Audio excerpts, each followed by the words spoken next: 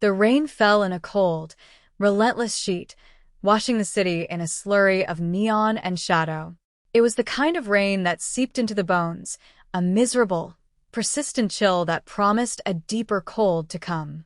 In the narrow throat of an alleyway tucked between a shuttered laundromat and a brick-walled warehouse, a small figure was huddled against the damp concrete.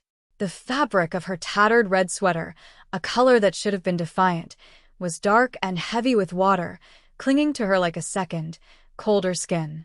Her name was Reina, and she was 21 years old. The city, which had once felt like a universe of possibilities, had shrunk to the dimensions of this grimy, forgotten space. The rhythmic throb behind her eye was a familiar drumbeat, a painful echo of the impact that had sent her sprawling from her own front door. Her father's roar, thick with whiskey, still rattled in her ears, a sound layered over the sharper, more contemptuous curses of her brother. They had cast her out into the liquid dark, their final act of ownership a series of kicks that had left her ribs screaming in protest. Now, she simply tried to make herself smaller, to conserve the fading warmth in her core as the storm beat down, each drop a tiny hammer against the bruised geography of her body. The world had become a smear of running light, and the percussive sound of water striking metal, a symphony of urban indifference. She didn't notice the car at first, a long, black sedan that moved with the silent, predatory grace of a shark gliding through murky water. It stopped at the mouth of the alley, its engine a barely perceptible hum beneath the deluge. A door opened and closed with a solid, expensive thud. A figure emerged, shielded by a wide black umbrella that seemed to absorb the ambient light, creating a perfect circle of deeper night around him. He was tall, dressed in a suit so impeccably tailored it seemed to repel the rain by sheer force of will. His name was Kang Min-jun, and the city was not a universe of possibilities to him. It was a chessboard, and he knew the placement of every piece. He was not supposed to be here. This was a detour, an impulse driven by a flicker of movement he had caught in his periphery, a stain of red against the monochrome gloom. His driver, a silent monolith named Mr. Cho, remained in the car, his eyes fixed forward, trained to see nothing his employer did not wish him to see. Min-jun walked into the alley, his polished leather shoes navigating the puddles with an unnatural neatness. He stopped several feet from Reina, a silent, imposing silhouette. He saw the tangled mass of her hair, the stark paleness of her knuckles where she clutched the sweater, the tremor that racked her frame. He saw the dark, ugly bruise blooming on her cheekbone, a violent marring of her skin. He felt nothing, or rather, he felt the familiar, cold stillness that preceded a decision. Pity was a useless emotion. Interest, however, was a tool. And something about the scene, the abject misery, the defiant splash of red, the sheer injustice of it, had sparked his interest. He stood there for a long moment, the rain drumming on his umbrella, a metronome counting down to a choice. He could turn and walk away, leaving her to the mercies of the storm and the city. Or he could intervene. The pieces on the board were already moving in his mind. Min-jun lowered the umbrella slightly, allowing the dim light from the street to catch the sharp angles of his face. His expression was unreadable, a mask of calm neutrality that gave nothing away. Reina flinched when his shadow fell over her, her head snapping up. Her eyes, wide and luminous with a mixture of fear and exhaustion, fixed on him. She saw not a savior, but another threat, larger and more unpredictable than the ones she had just escaped. Men in suits who appeared in dark alleys at midnight were never the beginning of a good story. She tried to press herself further into the wall, a futile gesture that only sent a fresh wave of pain through her ribs. He did not speak. Instead, he made a small, deliberate gesture with his free hand, a subtle beckoning motion. It was not a command, but an invitation, freighted with an authority that was absolute. The silence stretched, broken only by the sound of the rain. It was a negotiation conducted without words. Her desperation was a tangible thing in the air between them, a scent of damp wool and fear. His power was just as palpable, an aura of control and immense, contained force. He was waiting for her to understand the offer. It was simple, his world or this one. The car, warm and dry, or the alley, cold and wet. Survival, or the slow, miserable surrender to the elements. For Reina, the choice was no choice at all. The last vestiges of her pride were a luxury she could no longer afford. Every instinct screamed at her to run, to hide, but her body was a traitor, broken and unwilling. And some deeper, more primal part of her recognized that this man, for all his unnerving stillness, was not the same kind of monster she had fled. His was a different species of danger, colder, more precise, and strangely less personal. With a groan that was half pain and half resignation, she began to move. Every muscle protested. Using the rough brick wall for support, she pushed herself into a crouch, then unsteadily to her feet. The world tilted violently, the alley spinning in a nauseating vortex of light and shadow. She swayed, her vision tunneling to a pinpoint of black. Before she could fall, he was there. He had closed the distance in 2 silent strides, his hand gripping her arm just above the elbow. His touch was not gentle, but it was firm and steady, an anchor in the dizzying storm inside her head. He smelled of rain, expensive cologne, and something else, something clean and metallic, like cold steel. He guided her out of the alley, his large umbrella shielding them both from the downpour. The short walk to the car felt like a journey across a continent. The black sedan loomed, a void waiting to swallow her. Mr. Cho, the driver, had already opened the rear door, his face as impassive as his employer's. Min-jun guided her inside, settling her onto the plush leather seat before getting in beside her. The door closed, and the world went silent. The roar of the rain was instantly muted, reduced to a soft, distant patter on the roof. The air inside was warm and dry, a shocking contrast to the biting cold she had endured for what felt like an eternity. The car pulled away from the curb with a smooth, silent surge of power, leaving the alley and its miseries behind. Reina stared out the window, watching the rain-streaked city lights slide past, feeling as if she had just stepped from one reality into another, far more complex and dangerous one. She sat perfectly still, not daring to lean back against the seat, her wet clothes forming a cold puddle around her. Min-jun did not look at her. He stared straight ahead, a statue carved from shadow and discipline, his presence filling the small space with a heavy, unspoken weight. The journey was a silent passage through the city's glittering, rain-slicked arteries. They ascended, leaving the grimy streets behind for the cleaner, more rarefied air of the financial district, where glass towers pierced the bruised belly of the night sky. The sedan finally glided into a private underground garage, the gate closing behind them with a quiet finality that felt like a seal being placed on a tomb or a sanctuary. Min-jun led her to a private elevator, the doors opening with a soft chime to reveal a cabin of polished steel and dark wood. He pressed the button for the penthouse, and they rose in a smooth, silent ascent that made Reina's stomach lurch. She felt utterly displaced, a stray animal brought into a sterile, controlled environment where she did not belong. The doors opened directly into a vast living space. The apartment was a testament to minimalist wealth. Floor-to-ceiling windows revealed a panoramic, godlike view of the sprawling city below, a tapestry of light woven against the black fabric of the storm. The furniture was sparse, modern, and severe, black leather, chrome, and glass. There was no clutter, no personal touch, no sign that a human being with messy emotions actually lived here. An older woman with a severe bun and a starched gray uniform appeared, as if from nowhere. She bowed her head slightly toward Min-jun. "Mr. Kong," she said, her voice low and respectful. He inclined his head in return, his gaze still fixed forward. "Mrs. Park, please see to our guest. A room, clothes, and something warm to eat.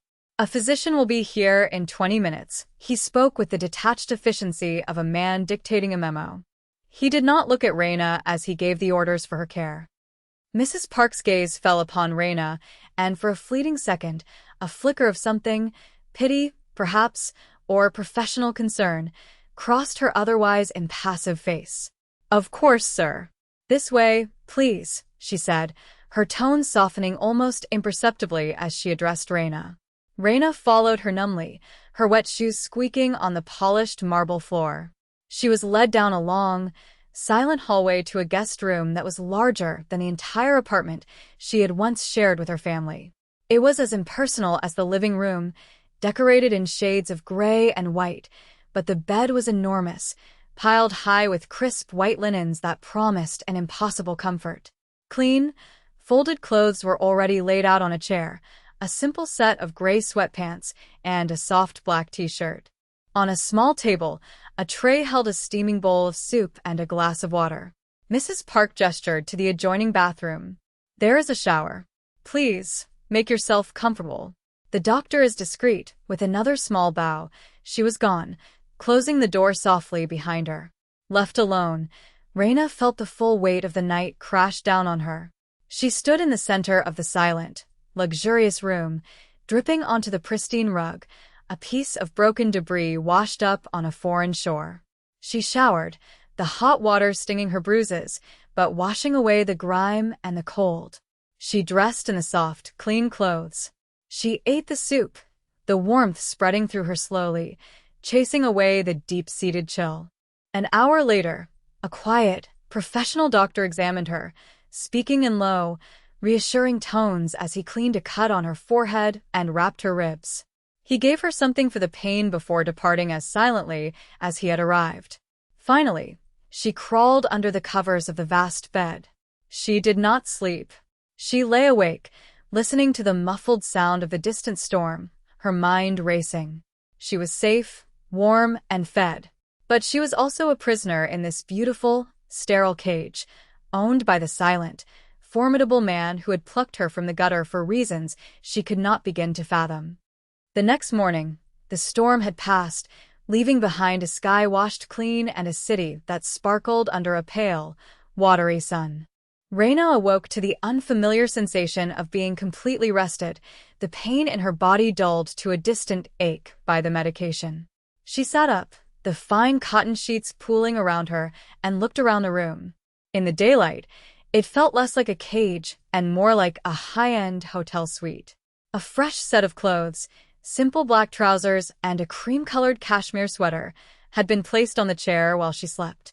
She dressed slowly, the unfamiliar softness of the fabric a strange comfort against her skin. When she finally found the courage to leave the room, she found the apartment was silent. The vast living space was flooded with morning light, the city spread out below like a map. Minjun was standing by the window, a cup of tea in his hand, looking out at his domain. He was dressed not in a suit, but in simple dark trousers and a gray knit shirt that did little to conceal the disciplined strength of his frame. He did not turn as she approached, but she knew he was aware of her every step. "Mrs. Park has left breakfast for you on the island," he said, his voice calm and even. His reflection in the glass was a stern, unmoving portrait. She walked to the large marble island in the center of the kitchen area. A place had been set for her with a plate of fruit, toast, and a small pot of tea. She sat, but did not eat. The silence between them was heavy, a physical presence in the room. He had saved her, sheltered her, and had her wounds tended to. Now came the accounting. He finally turned from the window, his dark eyes fixing on her. There was no warmth in them, only a cool, analytical curiosity. He moved to the island and sat on a stool opposite her, placing his cup down with a soft click. The distance between them felt immense. He observed her for a long moment, taking in the clean clothes, the fading bruise on her cheek, the way she held herself with a tense, guarded stillness. He had 1,000 questions, but he asked only one, his voice low and direct. "Who did that to you?" It was not a question born of sympathy. It was a request for data. A piece of information required to complete a puzzle that had captured his attention. Reina's throat tightened.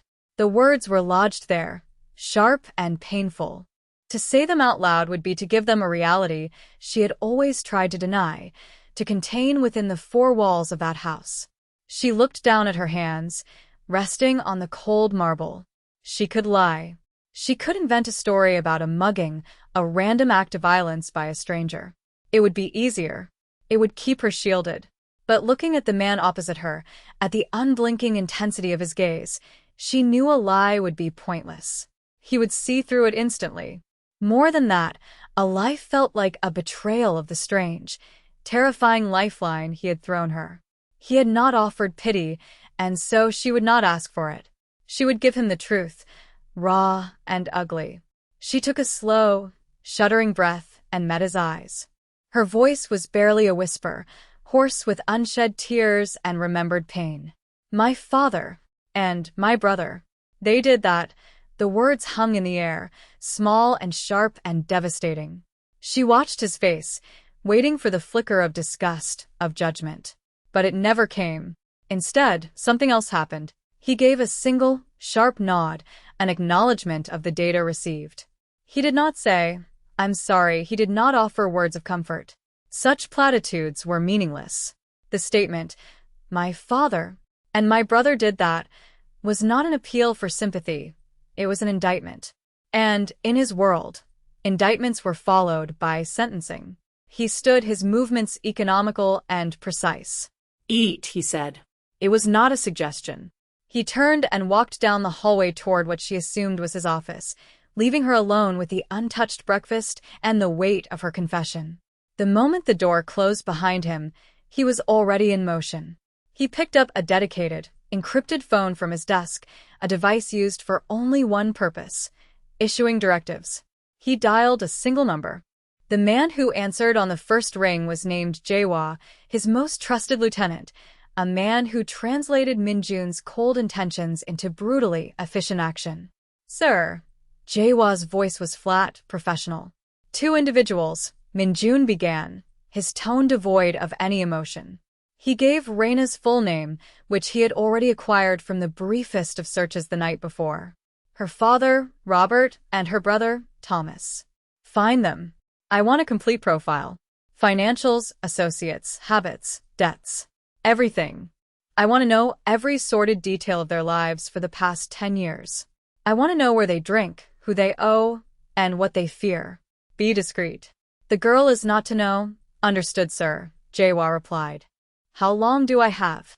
48 hours, Min-jun stated, before ending the call. He sat at his desk, the city spread out before him, but he wasn't seeing it. He was processing the information.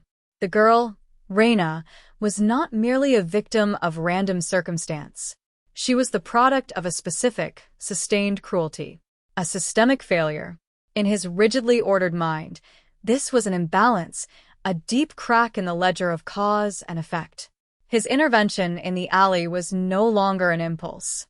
It was now the first step in a calculated equation. He had removed the variable Reina from a toxic environment. The next step was to address the environment itself. His reasons were not altruistic. He was not a hero, and he had no illusions about his own nature. He dealt in power, in control, in the quiet, ruthless application of force to achieve a desired outcome. The father and brother were a nuisance, a piece of ugly, chaotic grit in the otherwise smooth machinery of the world he inhabited. And their actions had, by chance, intersected with his path. That was their mistake. While his men began to quietly dismantle the lives of her abusers on paper, Min-jun maintained his distance from Reina. He created a vacuum of normalcy for her. Mrs. Park continued to provide meals. The apartment remained a silent, secure fortress. He would see her sometimes, a fleeting figure in the long hallway, or sitting by the window, staring down at the city with an expression he couldn't quite decipher. She was like a rare, wounded bird he had brought into his sterile aviary, and he was watching, waiting to see if its wings would heal. He was in no hurry. Time was a weapon he wielded with more skill than any other. And for Robert and Thomas, their time was now running out. In the days that followed, a strange, quiet rhythm established itself in the penthouse. It was a life lived in the spaces between words, in shared silences that were more communicative than any conversation. Reina began to heal, not just physically, but in the deeper, more fractured places inside her. The constant, thrumming anxiety that had been her lifelong companion began to recede, replaced by a tentative calm. The absence of shouting, of slammed doors, of the sour smell of stale beer, was a balm. She found herself observing Minjun, studying him as if he were a complex piece of art. He was a man of intense discipline. He rose before the sun, his mornings dedicated to a rigorous routine of exercise and meditation she could sometimes hear as a soft thudding or a profound stillness from the other end of the apartment. He spent his days in his office, a room she never entered, the silent heart of his unseen empire. In the evenings, they would often eat together at the large dining table, a vast expanse of polished wood separating them. The meals, prepared by Mrs. Park before she departed for the night, were always exquisite and served in perfect silence. At first it was unnerving, but Raina soon realized the silence was not empty. It was a space of mutual observation. She watched the way he held his chopsticks, the focused intensity with which he ate, as if every action were a deliberate, meaningful choice. He, in turn, would watch her, his gaze analytical, assessing her state, her recovery, the slow return of color to her face. She was no longer just the broken thing from the alley. She was becoming a person again, and he was cataloging the changes. One evening, while he was in his office, she allowed her curiosity to lead her into the main living area. She ran her hand over the cool leather of the sofa, the sharp edge of a glass table. The space was his personality made manifest, controlled, precise, and emotionally barren. But then she saw it. Tucked away on a low shelf beneath a stark, abstract sculpture was a small collection of books. They were out of place in the otherwise sterile environment. She knelt, her fingers tracing the spines. They were not business texts or financial journals. They were volumes of poetry. Neruda, Rilke, a collection of classic Korean seijo, the original text facing a graceful English translation. It was a crack in the facade, a glimpse of a soul hidden beneath the layers of discipline and control. She pulled out the book of seijo, its pages worn and soft at the edges. She opened it to a random page, her eyes falling on a verse about the loneliness of a winter moon. It was a small, intimate discovery, a secret she now shared with him without his knowledge. It changed her perception of him. The monster, the criminal, the cold-eyed benefactor, he was all of those things. But he was also a man who read poetry about the lonely moon. It made him infinitely more complex, and in a strange way, more human. Later that night, as they sat at dinner, the silence felt different. It was less a chasm and more a shared space. She looked at him, at the hard lines of his face, and imagined him reading those words, and for the first time, she did not feel fear. She felt a profound and unsettling sense of connection, a quiet understanding that they were both, in their own ways, profoundly alone. He looked up, catching her gaze, and for a fraction of a second, his expression softened. The black ice thawed, just for a moment. He knew she had found the books. He didn't have to ask. He simply knew. And he did not mind. The call came on the third day. Minjun was in his office, staring at the digital architecture of a new acquisition on his monitor, when the encrypted phone buzzed. It was Jaehwa. "It's done, sir," the voice said, flat and final. "The profiles are complete." A secure file appeared on Minjun's screen. He opened it. It was a meticulous, brutal biography of 2 failed lives. Robert, Raina's father, a history of failed jobs, mounting gambling debts owed to a particularly unsavory loan shark, 2 DUIs, and a documented pattern of domestic disturbances that the local precinct had consistently ignored. Thomas, the brother, a petty delinquent who had graduated to small-time drug dealing, deeply in debt to his own supplier, with a reputation for casual violence.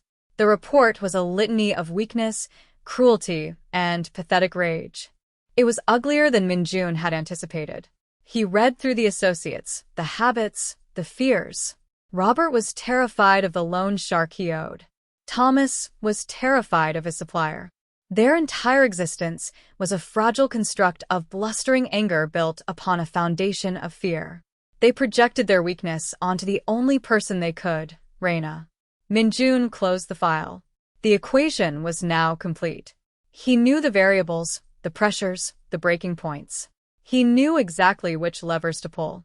He made 2 more calls, his instructions delivered in the same calm, dispassionate tone. The first was to the loan shark's superior, a man with whom Minjun had a long-standing, if cold, business arrangement. The second was to the leader of the syndicate that supplied Thomas.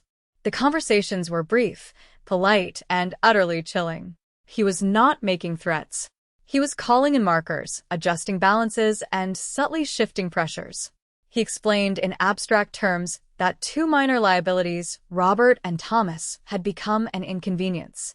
He made it clear that their continued existence in their current state was no longer acceptable. He suggested that the debts they owed should be called in, immediately and with prejudice. He did not specify the method. He did not need to. In his world, such things were understood. A loan shark, given a green light from a higher power, would not be gentle in his collection methods. A drug syndicate, told one of its dealers was now a sanctioned target, would be ruthlessly efficient in making an example of him. He was not ordering their deaths. He was simply removing the thin veil of civility that had, until now, protected them.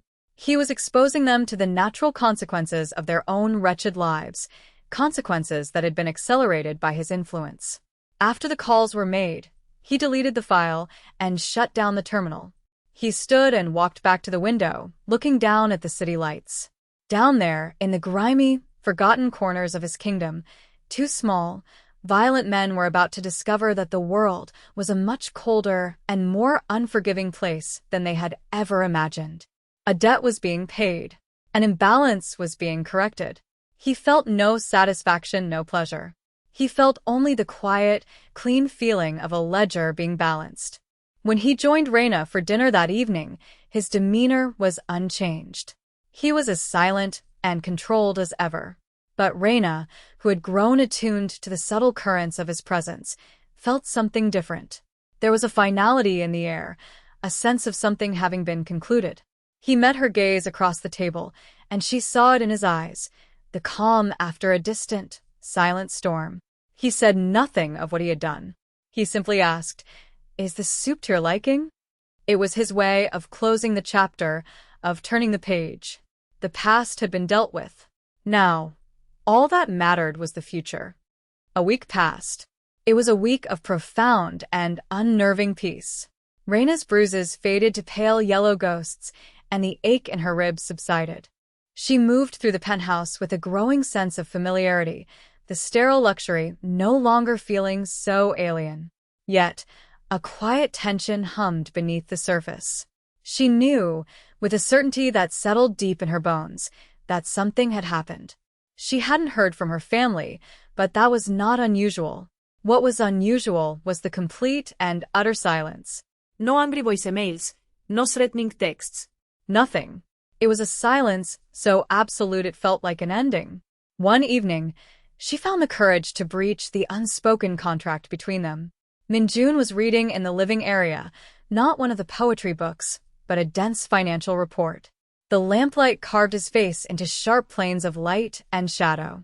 Reina stood before him, her hands clasped together to stop them from trembling. He looked up, his eyes patient, waiting. "What did you do?" she asked, her voice quiet but clear. It was not an accusation. It was a search for truth, a need to understand the nature of the debt she now owed. He did not feign ignorance. He placed a thin bookmark in his report and closed it, setting it aside. He looked at her, truly looked at her, for the first time not as a victim or a project, but as an equal in this strange transaction. "I corrected an imbalance," he said, his voice a low murmur. The words were simple, yet they carried an immense weight. They were both a confession and a deflection. "What does that mean?" she pressed, needing more. She deserved more. He considered her for a moment, deciding what currency of truth she could handle. "Your father's creditors became insistent. As did your brother's business partners," he explained, his language clinical and detached. "They were weak men who built their lives on the fear of others. I simply introduced them to men who are much stronger and much less forgiving. They are no longer your concern." The implication was clear, and a cold dread washed over Reina, followed by a wave of something she could not name. It wasn't relief. It wasn't joy. It was a profound and terrible understanding. He had not saved her from her monsters. He had unleashed bigger monsters upon them. She had been living in a cage, and he had not opened the door. He had simply killed the zookeepers. She sank onto the sofa opposite him, the strength leaving her legs. She looked at this man, this calm, disciplined purveyor of violence, and saw the full, terrifying scope of his power. And she saw that he had wielded it for her. "Why?" she whispered. It was the only question left. "Why would you do that for me?" Minjun leaned forward slightly, his dark eyes holding hers. "You showed me your weakness," he said, his voice dropping to an almost intimate level. "But you did not try to hide it. You did not lie. You gave me the truth, even when you were terrified. That is a rare currency.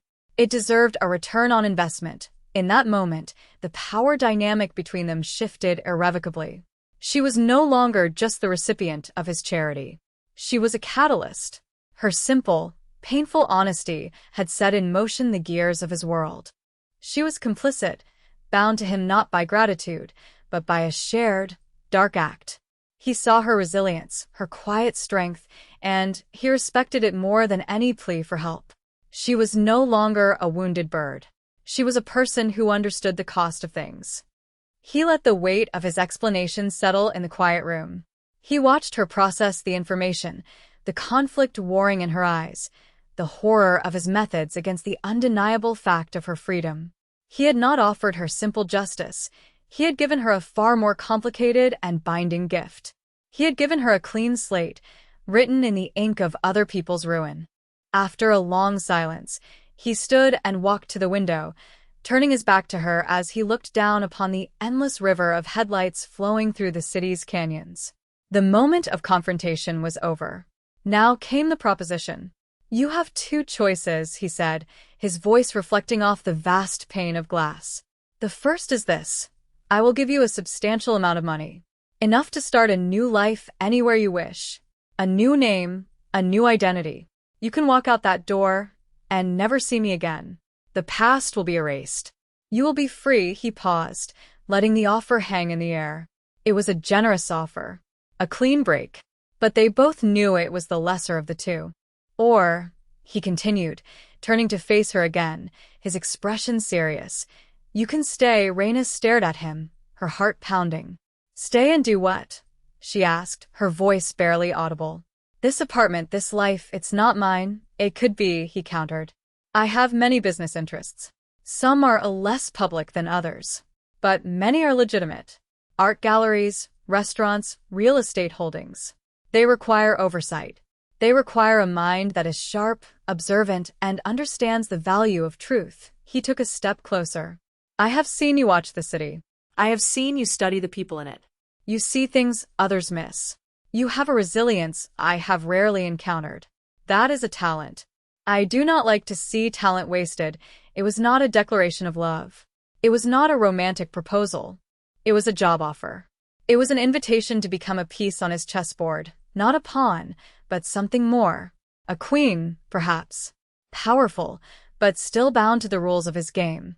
He was offering her a purpose, a place in his world, built on the foundation of the terrible thing he had done for her. He was offering her power. "The choice is yours, Raina," he said, using her name for the first time since their dinner. "A simple life, or a complicated one." Raina looked from his unyielding face to the city sparkling beyond the window. The city that had, only weeks ago, tried to swallow her whole. He was offering her a key to it, a way to not just survive in it, but to command a small piece of it. The thought of leaving, of taking the money and running, was tempting. It was the safe, sensible option. It was the path back to a semblance of normalcy. But what was normal? Going back to a world where men like her father and brother existed, where weakness was preyed upon without consequence. The world he had shown her was colder, more ruthless, but it had a strange, brutal logic she was beginning to understand. Here, in this penthouse in his orbit, she was not a victim. She was something else. Something valued. She thought of the poetry books, the crack in his armor. She thought of the quiet respect in his eyes when she had told him the truth. He was a monster, yes, but he was a monster who had aimed his power away from her, not at her. And in her broken world, that was the only kind of safety she had ever known. Staying meant embracing the darkness. It meant becoming complicit in his world of balanced ledgers and corrected imbalances. It meant trading a simple morality for a complex and dangerous power. But leaving felt like a betrayal, not of him, but of the strong, resilient person she was becoming in his presence. She had been forged in the fire of her family's cruelty, and he was now offering her a chance to wield that fire herself. She met his gaze, her decision solidifying. There was no going back. There was only forward, into this strange new reality he had built around her. "I'll stay," she said, her voice steady and clear. A small, almost imperceptible smile touched the corner of Minjun's mouth. It was not a smile of warmth, but of satisfaction. The final piece on the board had just been placed. The game was about to begin. The seasons turned. The pale, watery sun of autumn gave way to the sharp, crystalline light of winter. The city below the penthouse windows was dusted with snow, its sharp edges softened, its noise muffled. A quiet permanence had settled into the vast apartment, a shared existence that moved with the silent, synchronized grace of two celestial bodies locked in a slow, deliberate orbit. Reina was no longer a guest. She was a fixture, a presence that had subtly reshaped the sterile environment. A vase of fresh flowers now sat on the living room table. A book she was reading lay open on the arm of the sofa. Small, human touches in Minjun's ascetic world. He had been true to his word. He began to teach her, not with lectures, but through inclusion. She started by reviewing financial reports for one of his smaller, legitimate restaurants, her sharp eyes picking out discrepancies a seasoned accountant had missed. Minjun had simply nodded, a silent acknowledgement of her talent. Soon, she was managing the accounts for a boutique art gallery he owned in a fashionable district, a place that dealt in beautiful objects and quiet, high-stakes transactions. She learned the language of his world, the nuances of leverage, the importance of information, the art of the unspoken threat. She excelled. Her past had given her a unique ability to read people, to see the desperation or deceit behind their eyes. She was not corrupted by this new power. She simply learned to wield it with the same cool precision as her mentor. Their relationship remained undefined, a space of profound intimacy that existed outside the normal lexicon of love or romance. It was in the way he would leave a file on her desk with a single, underlined passage he wanted her to see. It was in the way she would make him a cup of the specific tea she knew he preferred when he worked late into the night. One evening, they stood together by the window, a rare moment of shared stillness, looking down at the snow-covered city. The world below seemed distant, a diorama of a life they no longer fully inhabited. "Do you ever regret it?" she asked softly, not needing to specify what she meant. He did not turn to look at her. His gaze remained fixed on the horizon. "Regret is a luxury," he said, his voice a low rumble. "It implies that a different choice would have yielded a better outcome." There was no better outcome, she understood. In their world, forged in violence and necessity, there was no room for second thoughts. There was only the cold, hard calculus of survival and advancement. He had saved her, and in doing so, he had bound her to him. She had accepted, and in doing so, she had found not just safety, but a strange and potent sense of self. They were two solitary, damaged souls who had found in each other a mirror, a partner, an anchor in a world that had tried to break them both. The future remained an unwritten page, a landscape of veiled threats and complex maneuvers. But as she stood beside him, the warmth of the apartment a shield against the winter cold, Reina no longer felt afraid. She felt ready. They were a team, a quiet alliance of two, and together, they were strong enough to face whatever storm the city chose to throw at them next. The snow continued to fall, blanketing the world in a pristine, deceptive silence.